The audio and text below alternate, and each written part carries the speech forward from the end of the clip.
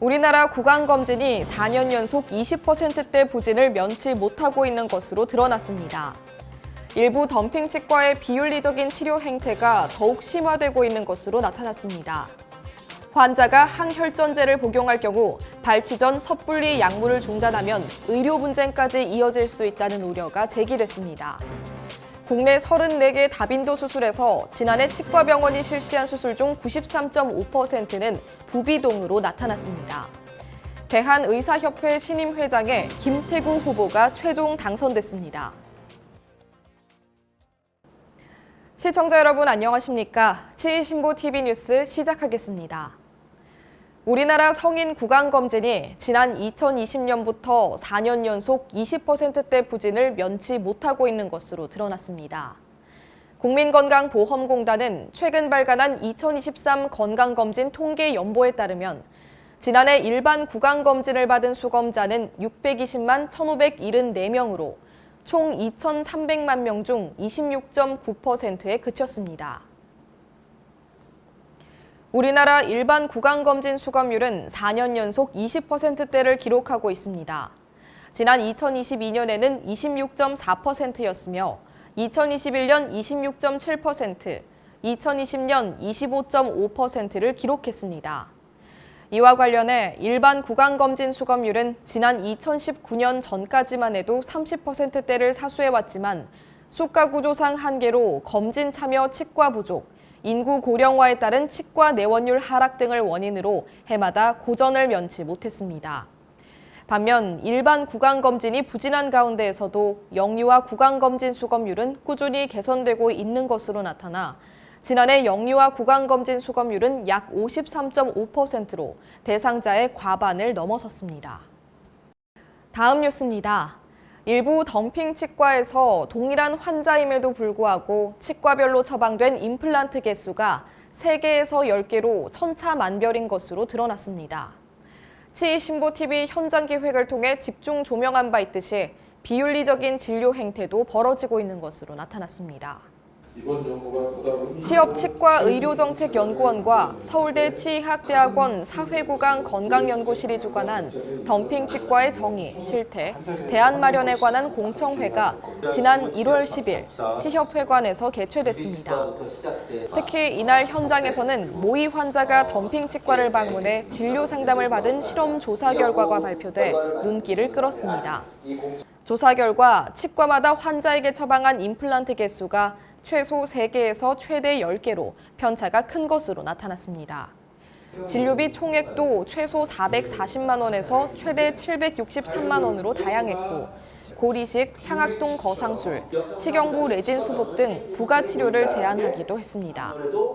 또 해당 치과들은 임플란트 진료비를 35만 원에서 69만 원으로 책정하고 이벤트 할인 가격임을 고려해 당일 치료를 확정할 것을 강요하는 다양한 비윤리적인 행태를 보였습니다. 한편 이 같은 덤핑 치과의 원흉으로 절반가량의 회원이 기업형 사무장 치과를 지목해 최우선으로 징계해야 한다는 의견을 내비쳤습니다. 또 징계 수준에 대해서는 70%가 넘는 회원들이 면허 정지, 면허 취소 등 강력 대응을 주문하기도 했습니다. 다음 소식입니다. 환자가 항혈전제를 복용할 경우 발치 전 섣불리 약물을 중단하면 뇌경색 등 문제가 생겨 의료 분쟁까지 이어질 수 있다는 우려가 제기됐습니다. 한국의료분쟁조정중재원은 최근 치과 의료진이 60대 환자를 상대로 발치 치료를 했다가 뇌경색으로 사망했던 사례를 공유했습니다. 사례에 따르면 모 치과에 내원한 환자 A씨는 37번 치아의 치주 농양 진단을 받고 의료진의 지시에 따라 복용하고 있던 항혈전제 복용을 중지한 것으로 알려졌습니다. 이후 발치 치료를 받은 환자 A씨는 얼마 후 뇌경색으로 결국 사망했습니다. 이에 환자 측은 투약 중단에 관한 위험성을 치과 의료진이 설명하지 않았다며 문제를 제기했습니다. 사건을 접수받은 의료중재원은 환자 항혈전제 약물 투약과 뇌경색 발생 사이의 인과관계를 배제할 수 없다며 심혈관계 질환 및 투약과 관련해 담당 주치의에게 자문할 필요가 있었다고 판단했습니다. 또 항혈전제 약물 중단 시 혈전 발생에 따른 합병증 발생 가능성에 대한 설명 여부는 확인되지 않는다고 판단해 치과 의료진, 환자 간 조정을 합의토록 했습니다. 계속해서 다음 소식 전해드립니다. 국내 34개 다빈도 수술에서 지난해 치과병원이 실시한 수술 중 93.5%가 부비동으로 나타났습니다.